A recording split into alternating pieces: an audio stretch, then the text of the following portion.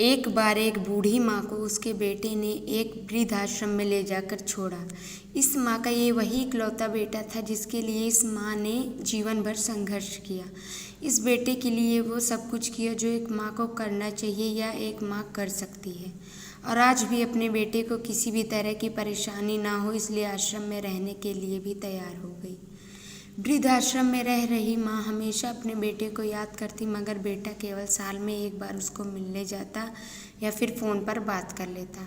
कई साल बीत गए। वृद्धाश्रम से बेटे को एक दिन फ़ोन आया। उन्होंने कहा, बेटा जल्दी से आश्रम आके अपनी माँ से मिल लो, वो बहुत सीरियस है।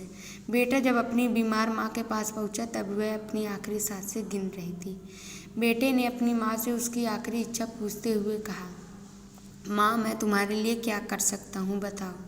माँ ने कहा, बेटा इस आश्रम में गर्मी और मच्छर बहुत ज़्यादा हैं, यहाँ पर कुछ पंखे लगवा देना। फ्रिज ना होने की वजह से यहाँ पर हम बूढ़ों को कई बार भूखे पेट ही सोना पड़ता है, क्योंकि किसी का दिया हुआ खाना खराब होने से नहीं बचा पाते। तो इस आश्रम के लिए 1-2 फ्रिज भी खरीद कर दे देना।